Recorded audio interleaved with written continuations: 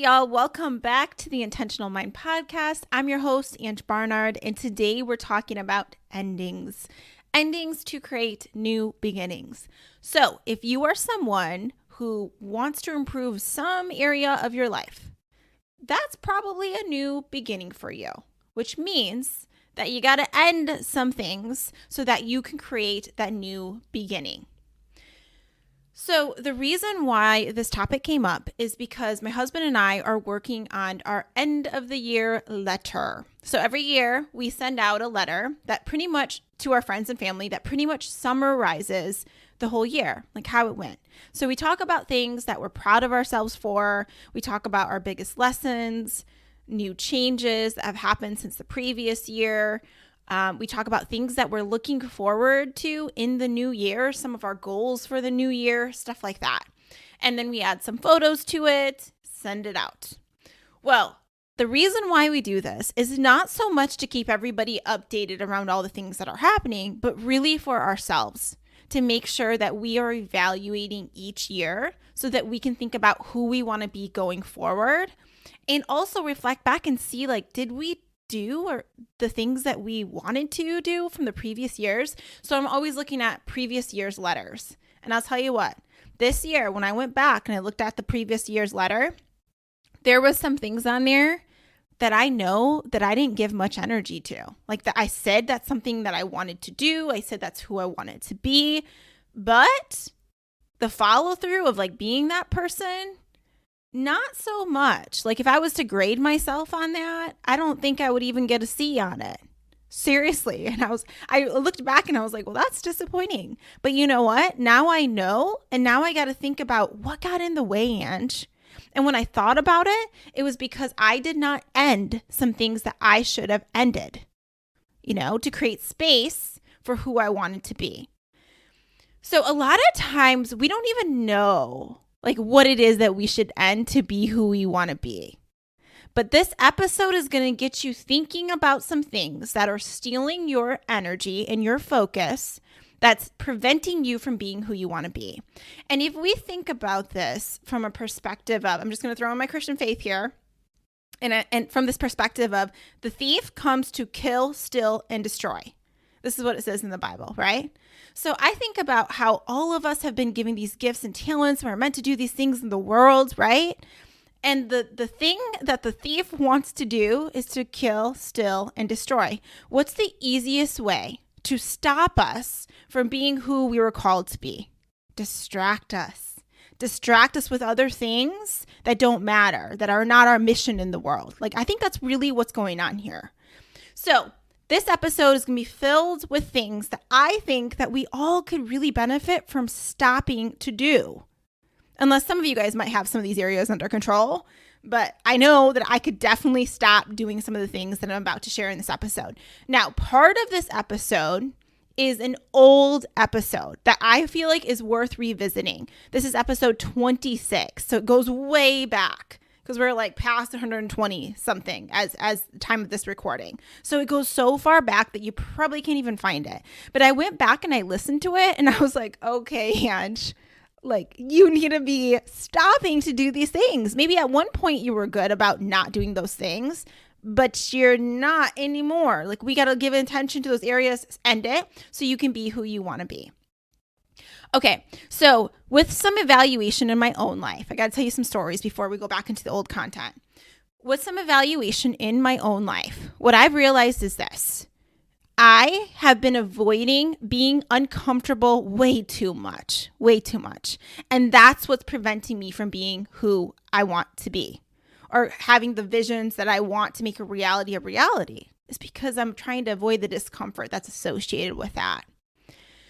So my husband and I recently went on 2 runs that I did not want to go on. I want to be clear. I did not want to go on these runs. I was a total Grinch to him before we went on the runs because I was annoyed and I started like blaming it on the fact that he waited too long and then the weather got bad and blah, blah, blah. And it's like, really, I just did not want to go on the run because it was starting to snow.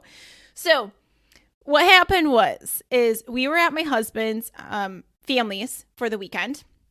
before we ended up flying out to Seattle. So actually right now I'm in Seattle at the time of this recording. My husband's here in Washington for a conference. So I'm working from the hotel, and I love it actually, because I love the fact that I'm out of my home environment, which is can be very distracting to me, as far as like, I'll want to like do the laundry. I hate laundry. But do you know what happens is like when I'm trying to work on something that's uncomfortable, my brain's like, you know what could be fun right now? Some laundry. It's like, no, laundry is never fun to me, but it's like that feels more comfortable than sitting down and doing the thing that I know I should be doing, right? So like I'll be very distracted by my home environment, all the things. But here, it's like my normal environment. It's like, it's so nice because I'm out of that. So it's less distracting. Anyhow, so I'm loving being here, doing all the stuff. Well, before we came to Seattle at the in-laws, right? And my husband's grandma, recently passed away. And then my mother-in-law and her sisters were at her mom's home. So Ian's grandma's home. And they're clearing out the home, going through all the items. And, it's hard. It's so hard I was watching them and, 3 sisters, I was watching them go through everything. And I just thought like, how hard that would be. Like, this is the home they grew up in. And then now you're in this home picking through all these items, trying to make it even around who gets what, because now your mom and dad have passed away. And it's like, maybe you haven't lost a parent yet, or maybe you have. I don't know your situation as you're listening, but you know that stuff in life is so hard, and we're all headed that way, right? If you haven't already experienced it, we're all going to leave this earth. And then that got me thinking about how it's so crucial that we show up and we go all in with our time right now, and we really be who we want to be. We don't let these stupid distractions take us away from the life that we're meant to have. Like, this matters so much, right? Okay, so they were all going through their stuff, and my husband wanted to be there to go through everything. So it made it so like we didn't end up running. Our goal was to run really early in the morning, and then we ended up running late in the afternoon because he wanted to be around. And this is what you got to know about Ian, my husband. He is so sweet. Like, he really is. And like, even those hard times, like, he feels like he should be there and be supportive. And like, that's just like how his heart is. And I love him for that. I thank God that I met someone like that. And a side note, if you have not met someone like that yet, and you're in the single stages of your life, I'm telling you, like, the person that you desire to be with is out there. So keep the faith. Maybe someone just needed to hear that. So I need to say that. Anywho, so it was later in the day, and it was snowing. Like, it started freezing rain. It wasn't even snow yet, because snow is like soft, This was like hard. Like, the rain was starting to freeze. It's like hypothermia weather, straight up. The worst is when you're cold and you're wet. That's bad. That's bad news. So anyways, it was that time. And Ian's like, okay, I'm ready to go for the run. And I'm like, I'm so annoyed at this point, because I'm like, I'm going to have to run in this. I didn't even bring my proper clothing. Like, I didn't. Yeah. So anyhow, I got out, and he's like, well, you can handle it. And I was like, yeah, whatever. And I was all grouchy. So I get out and I start running, and immediately, like, the snow or the icicles, it's like freezing rain, smacking you in the face, and it hurts. It feels like a bunch of like bugs are like smacking you in the face repeatedly. So I'm running, I'm freezing, and it's miserable. And I was telling myself, like, you can do this, Ange. Lean into the discomfort. Just give yourself 6 minutes. This goes back to, I talked about this already on the show, around how my my track coach back in the day, in high school, used to always say, like, just get through the first 6 minutes. And then your body is like, yep, here we are, we're running, and there's less resistance. So I've just been practicing that in my life. When something's uncomfortable, I'm like, just lean into it, and just give yourself 6 minutes. And if you want to quit after 6 minutes, 10 minutes, or whatever it is, I'm going to give you permission to do that. But you're not going to quit until you lean into that discomfort for at least 6 minutes. And what I find with myself is, after I've hit that bump, I'm okay. Like, I can be in it. I just got to get past that initial resistance. And the research shows actually 10 minutes. So anyhow, try that with yourself. If you're leaning into something and it's uncomfortable, give yourself that time. Be like, nope, you're not allowed to quit until after this long. And then you'll find that urge kind of disappears, because you're already out there and you're in it. This can be true for not even just running. This could be true for you trying to work on something where you got to be super focused on that thing, and you find yourself wanting to get up and you're distracted. Right? Just be like, I'm going to do this for 6 minutes. Just lean into it. Okay. So anyways, I'm out there, I'm doing it. And long story short, when I got done running, it got more enjoyable, truly. And then when I got done, I was so proud of myself. And I'm like, look at you. Look at you. I'm so proud of you because I know that wasn't comfortable. But look at you now. You're feeling really good. And then this resistance showed up again. We're in Seattle and it's cold and it's raining. And my husband wanted to go for a run outside. Did not prepare and bring the right clothing. I travel all the time. You think I would have got it together right now, but I did not. I did not bring the right clothing. So we're going out there to run. Ian has shorts on and a t-shirt. I think it's like in the low 40s Fahrenheit. So it's like cold and raining. And we start running.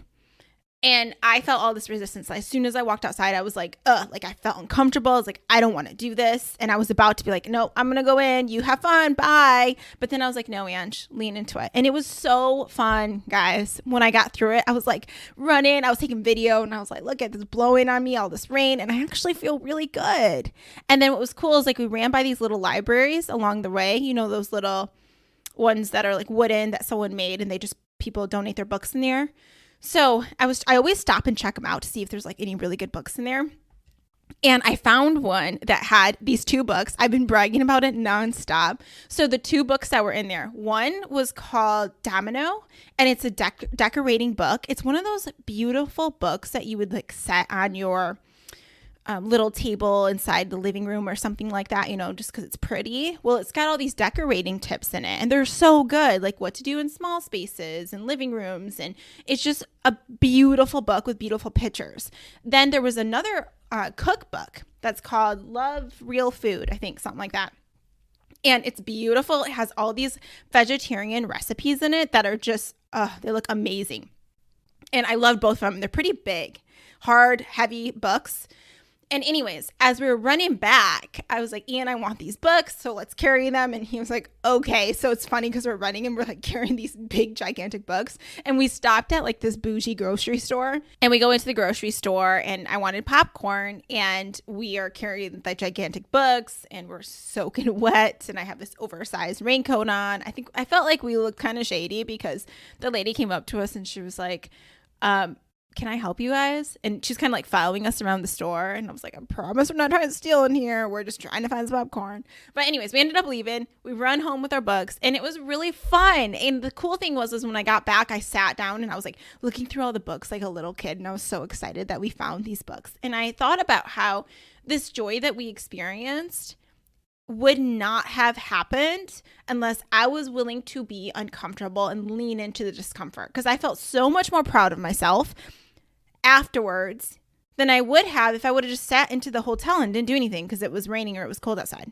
And there's so many that I feel like in their lives, and I've been this person too, that don't really show up and really, really enjoy life because of something that's happening that's just uncomfortable, right? They're like waiting for the weather to be better instead of jumping out there and being like, I'm going to embrace this. I'm going to enjoy this. I know I can handle this. I know I can bring joy to this situation.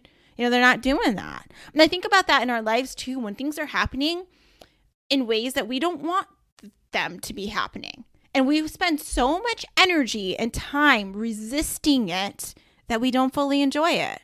We don't bring the joy to it. We just sit there and resist. And it makes you feel worse instead of being like, you know, shifting to, I can do this. Like, it's okay. I can be uncomfortable through this. I can bring the joy to this situation. I mean, you got to coach yourself, right? Otherwise, we just react and we go down that spiral. So, my point is leaning into the discomfort. That's something I know I need to do more of to be who I want to be and to stop procrastinating.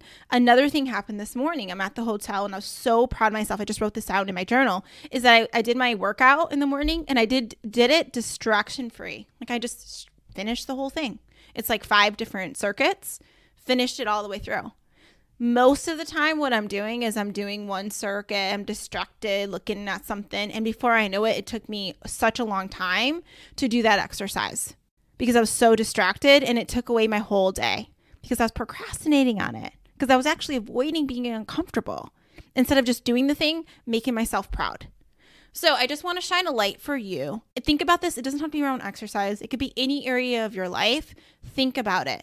Where are you avoiding being uncomfortable and just procrastinating and not leaning into it. When you know that that's not going to make you proud of how you show up, right? You know that. And you know that time is passing by. We don't have all the time in the world here on earth. We don't.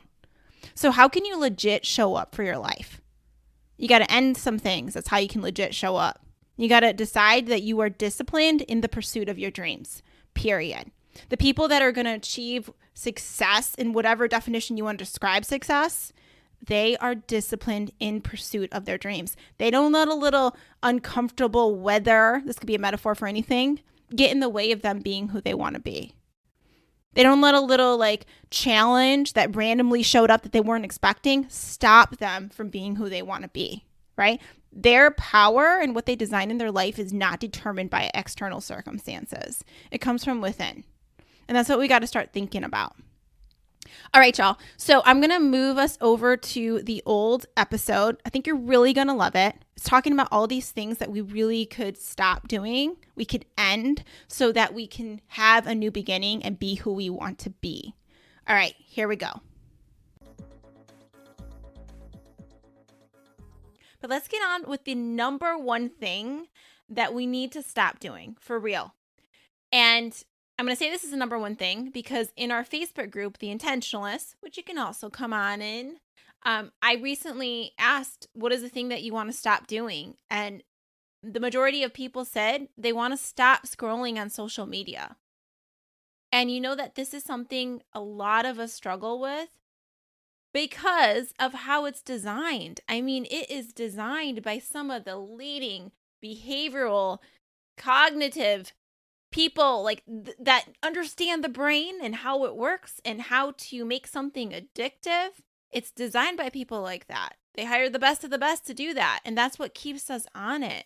With the dopamine hits, you know all the things. And if you've seen The Social Dilemma, that really woke me up. And even after watching The Social Dilemma, I was still finding myself wanting to scroll. And I see now how addicting it can be. So much time can go by and we spent it just looking at other people's stuff, watching them live their life instead of working on our own dreams, living our own life. And let me be clear, I don't hate social media. I just told you about my group on Facebook. I love everybody there. I love connecting with people, but I think that we need to do it in a way that's more intentional. So, to put it into perspective, the average amount of people spend 2 hours and 24 minutes a day on social media.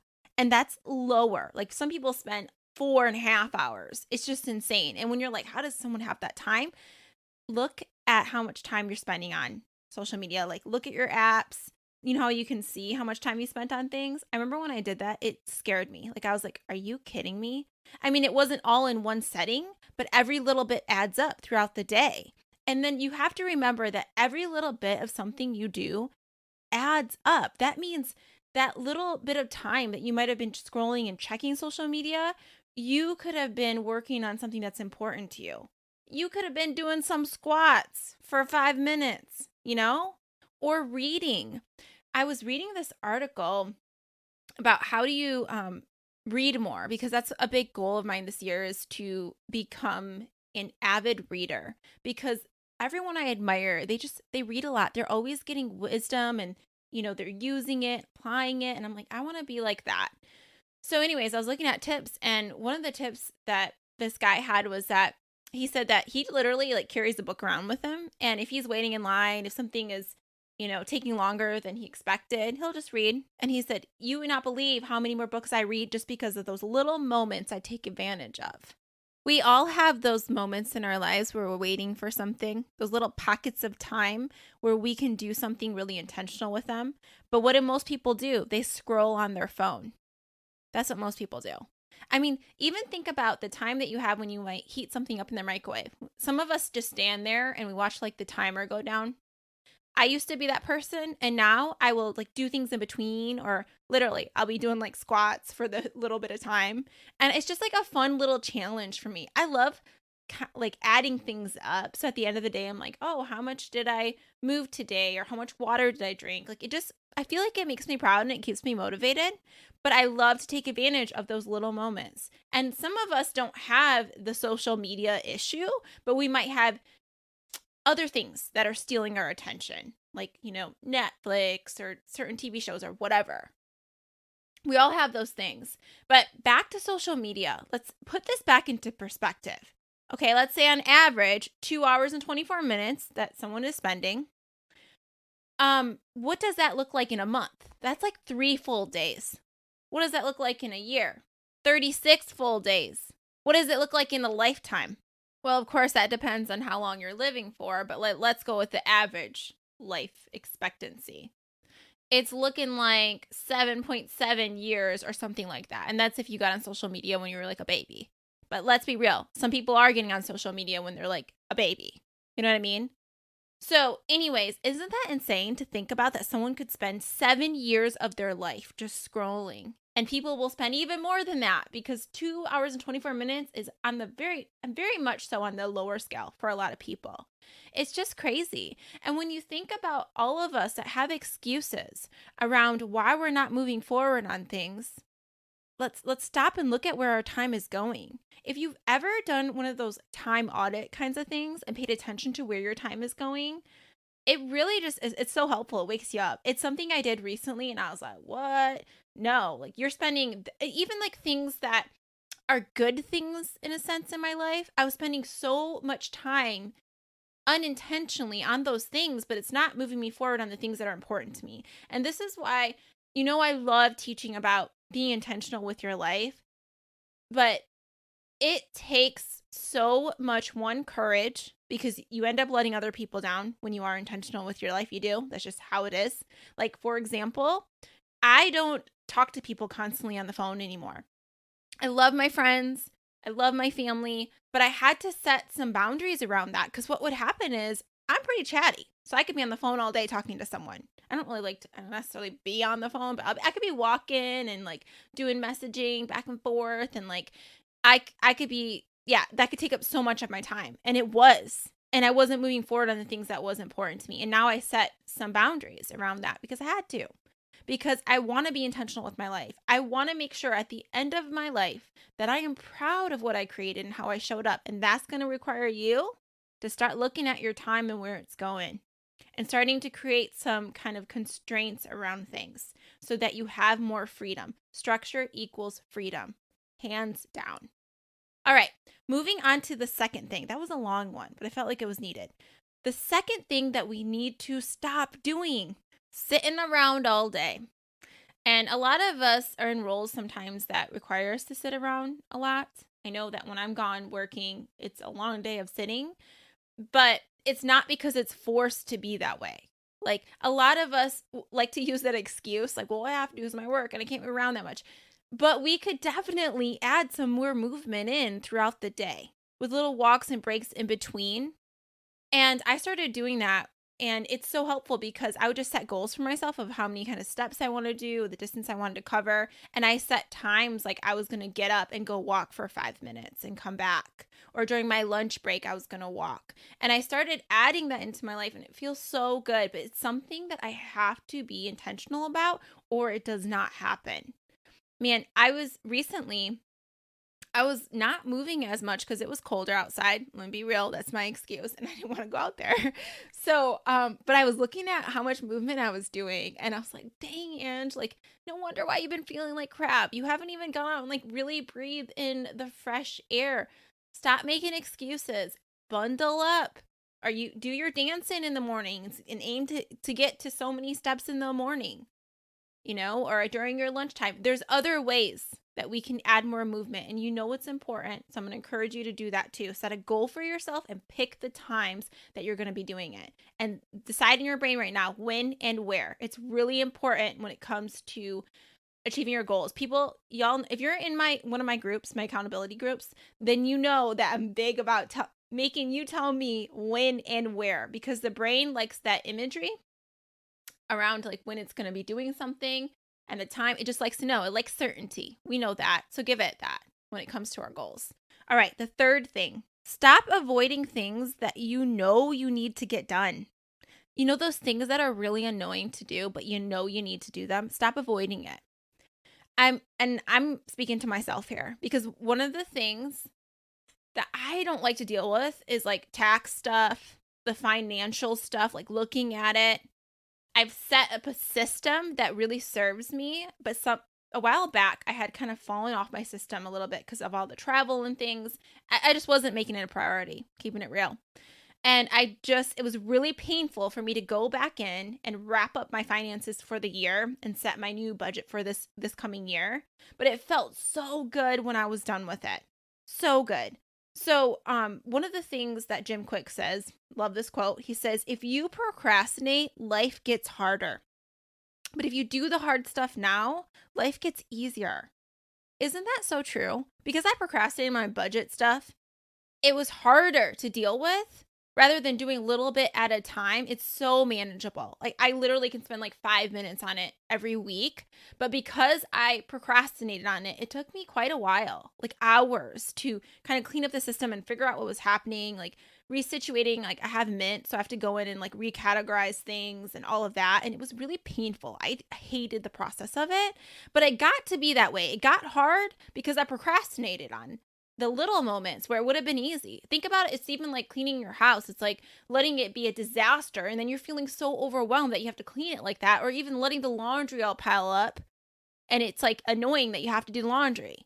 But if you do a little bit at a time and you create a system for yourself that really honors that, it doesn't feel so hard.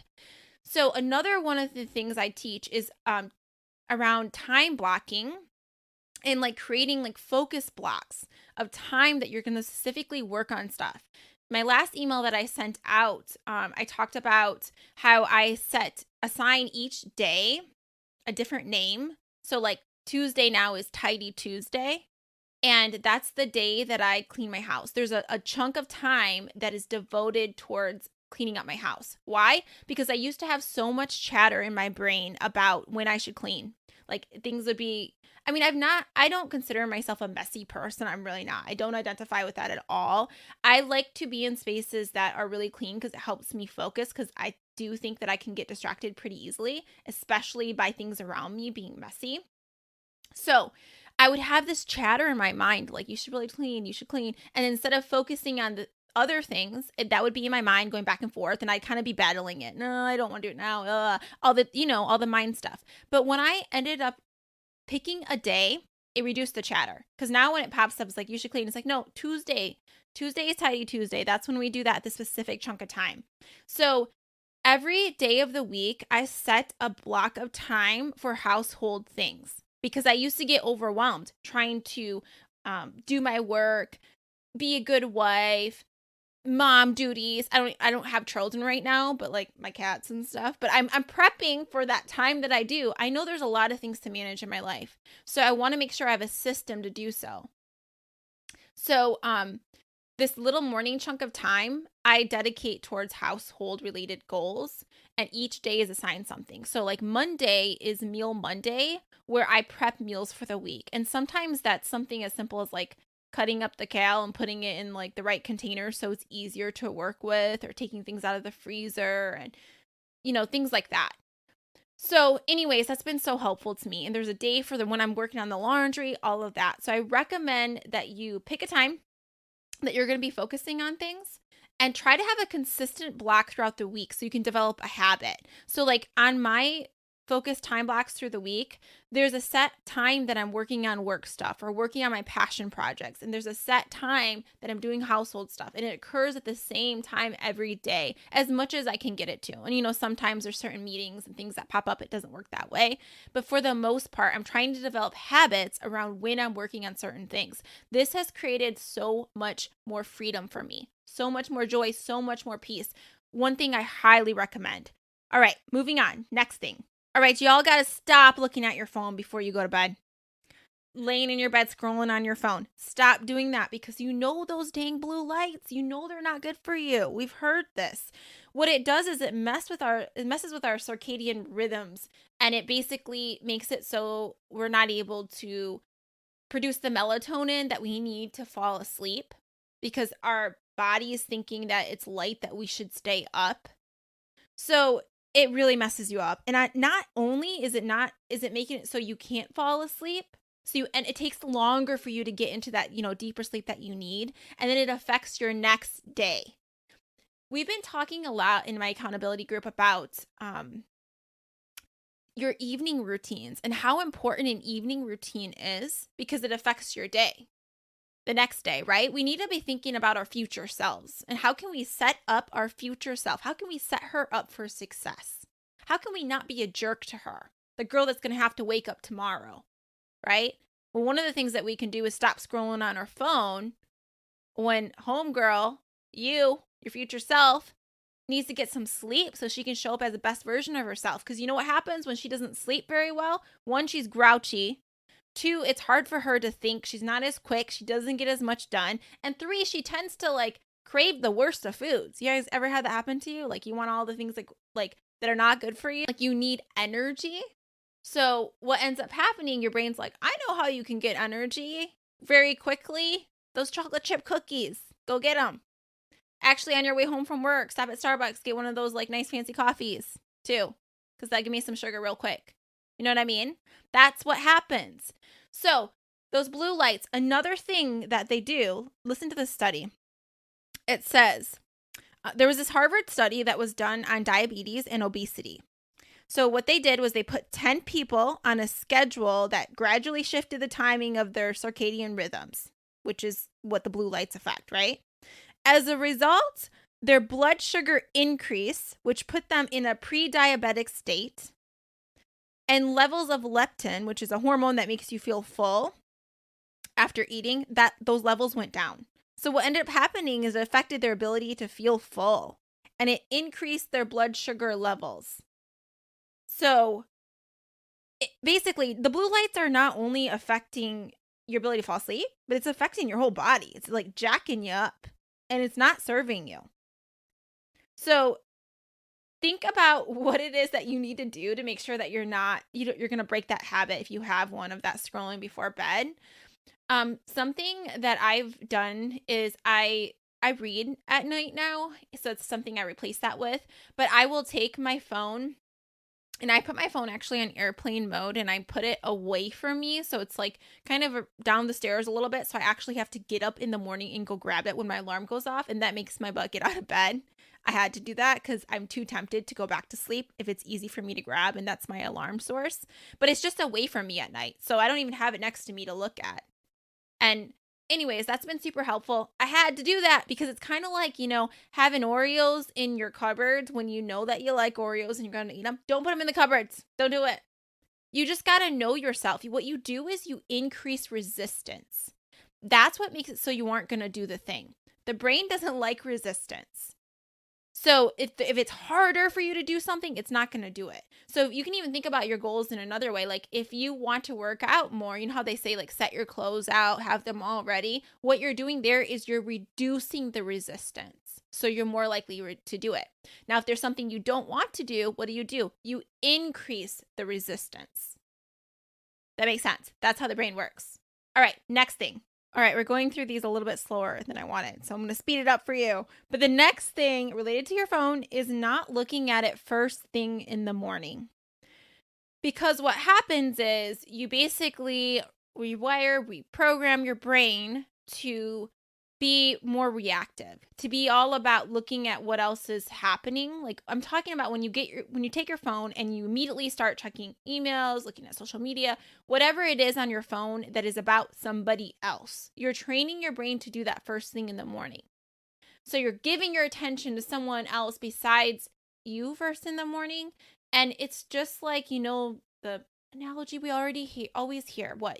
On the plane, you put your own mask on first before you help somebody else. Yeah, we've all heard that. But for real, in the morning, start with you. Start what you need to do to feel good so that you can show up well and then you can serve others well. Don't make it all about looking at what everybody else is doing first thing in the morning. So I had to break that habit too because it was natural. When I grabbed my phone, I saw my alarm and what happened is I saw all the other things coming in. That is why my phone is on airplane mode at night. Is because when my alarm goes off, I don't see anything coming in. I don't get any notifications. And then I made it so that in the morning with my chunks of time, I'm focusing on certain things like my goals and things I want to move forward. I'm going to do a whole episode on morning routines because I think that will be really helpful just to hear other people's perspective of their morning routines. I got a bunch of my favorite ladies that will be willing to share their morning routines, which will be cool to hear because I swear, when I hear everybody else's, I'm like, oh, I want to do that too. That's a great idea, you know? But the 3 things, just very quickly, that if you don't have a morning routine or you're not really following one, I mean, we all have morning routine in some way, but we're not following our ideal morning routine. 3 things that I just think are important to add is like some mindfulness in some way. If that's journaling, prayer, like a combination of those things, gratitude, like that's in my morning routine. Mindfulness, movement, and mastery. I just heard this from Amy Landino. Is that how you say her last name? Anyways, I think so. But anyways, that's kind of part of her morning routine. I thought it was so good because it's part of mine. I just never described it in that way. So mindfulness, you're moving your body, and mastery, like you're working on something that you really want to work on, even if it's just 10 minutes, 15 minutes, another goal of yours that you want to move forward.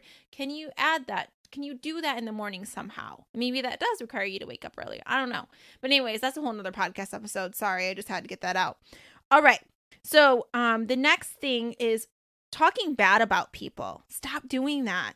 A lot of us have the habit of that and we don't even realize it. Like we identify as good human beings who love other people and we do the best that we can. I know, I identify that same way, but I can talk bad about people. I'm just keeping it real. Like there's some people that just drive me insane and annoy me. Like I'm a real human and I tend to give energy to that and it doesn't serve me. Because what happens is I'm focusing on the stuff I don't want. Plus, I'm being the kind of person I don't want to be. So I've had to call myself out on that. Like just an example, Ian and I were staying at a hotel. He was doing some work for the weekend with, he was on this dentist thing for this army thing. That's irrelevant. Why am I even telling you that? Anyways, we're at a hotel and it was so annoying because we're sleeping. It's like 4 a.m., maybe 4 a.m. And we hear like people down the hallway, like on their phones on speaker, like yelling, swearing. And just like we were just like, are you kidding me? That is so rude. And now here I am giving energy to it. But like after the fact, I just kept talking about it in the morning. I'm like, I can't believe these people. Like, they really act like no one else is around. The world just revolves around them. Like here I go on my little complaining kind of spree. And it's like, I'm giving energy to what I don't want. And the next thing, and I'm talking bad about someone. And I don't like that. I mean, you know, so I'm not perfect. I'm not going to be perfect, but I'm just saying it's something that we can be more mindful of.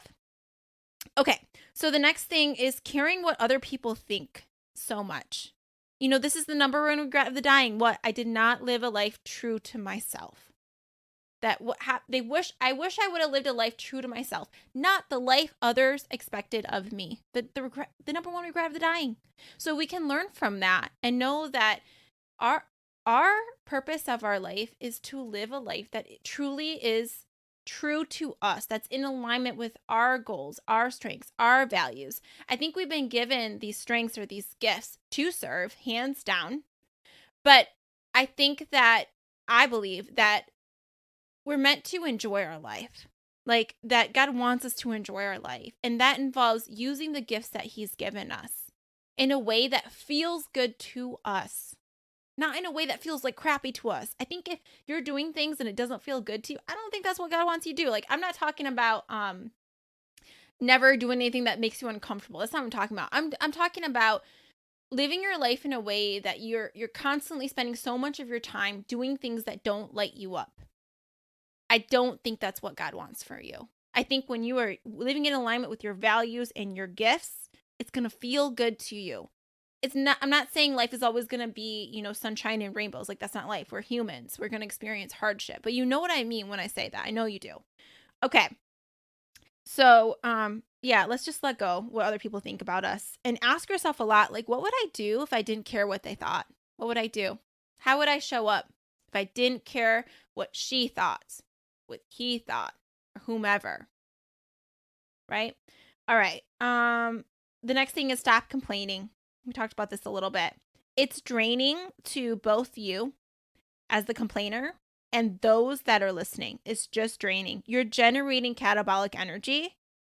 So instead, talking about the things that you enjoy, that you're grateful for. And sometimes you got to be the one in a conversation that helps shift somebody.